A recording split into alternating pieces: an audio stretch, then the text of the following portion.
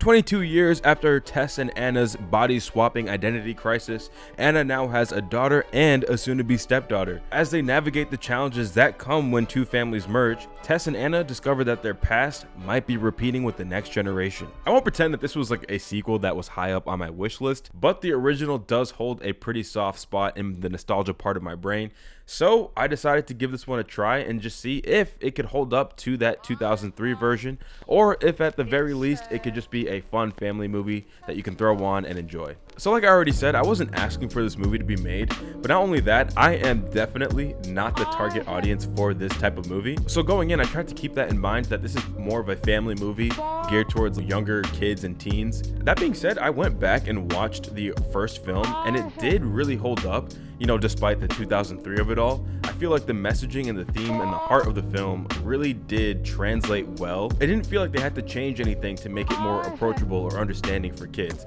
And that is kind of the first issue I had with this film. So in this movie, we have four main characters. You have Anna and Tess from the original. You have Anna's daughter, Harper, and then the soon-to-be stepdaughter, Lily. And the dynamic between these four really has to sell the movie and, you know, pretty much carry the heart of the entire film. And something that I think the original did really well was kind of show that dynamic between Anna and her mom, and just how like they really do not understand each other, and really just how they downplay each other's struggles and kind of think the grass is greener on the other side. But this movie has doubled the challenge of having to establish four different lives within the first half to really get us going. With these new characters, I think the film was kind of struggling to give them any dimension. You have Harper, who is Anna's daughter. All I could tell you really about her is that she is a surfer. And then you have Emily, who is the stepdaughter, and all I could tell you about her is that she likes fashion and she's British. And I think this points to a bigger issue outside of just this one movie of, you know, kind of Disney Channel as a whole, or like this whole modern Disney era,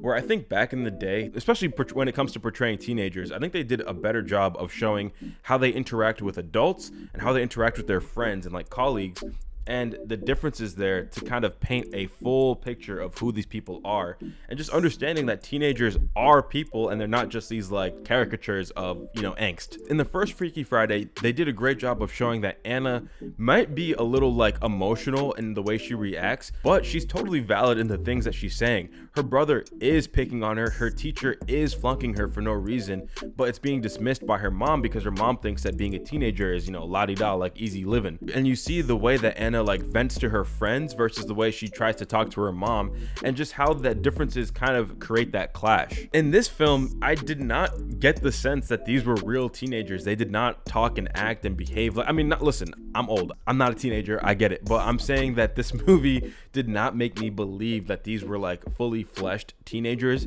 rather than just what an old person thinks a teenager acts like. You know what I mean? And I don't think we get enough groundwork with these new characters to establish who they are before the body swap. And then so when the body swap happens, you kind of just feel like it's Lindsay Lohan and Jamie Lee Curtis like goofing it up. It doesn't feel like the characters anymore. You know what I'm saying? Don't get me wrong, it's funny and entertaining. Like, we get a lot of funny jokes about what an old person would do if they were young again, and just like what happens when you take a teenager and shoot them up to age 65. So it's good, but it feels more like they're doing a bit rather than they actually swapped bodies. Yeah, the first half of this movie does a great job of establishing the plot, but not very much in terms of the characters. So as a result, the story has to find its themes and heart much later in the film. And I feel like it just stretches the script a lot thinner than it was meant for. Now, this movie's not all bad. I think once the body swap happens, that is where the movie really seems to find its footing and like figure out what it wants to be. Whenever the movie is focused on Anna and Tess, you can tell that they knew what they were doing.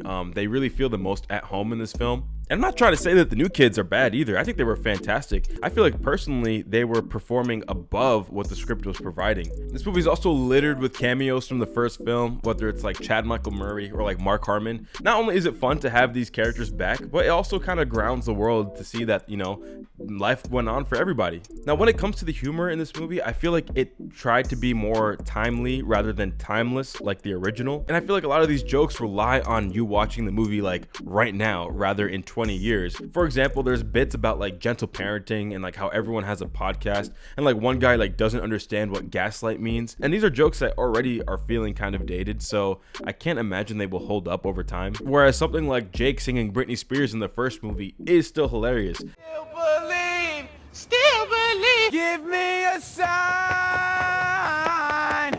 hit me, baby. I really don't want it to come across like I did not enjoy this film. It's a perfectly fine time, and I feel like out of all the Disney Legacy sequels, this is one of the better ones, especially compared to like Disenchanted or like Hocus Pocus 2. This movie seems to actually care about and understand what made the original film good. It just puts a modern twist on it that isn't necessarily for me. You know, this movie has a very self-aware moment where they talk about like these magazine headlines, and Lindsay Lohan's character says something like, "This is clearly written by someone who's out of touch with like teenagers," and I feel like that actually perfectly captures what this movie's issue is. Listen, I didn't hate this movie, but I didn't love it. I feel like wait for Disney Plus and you'll get your value there. Anyway, I'll see you guys in the next video. Peace.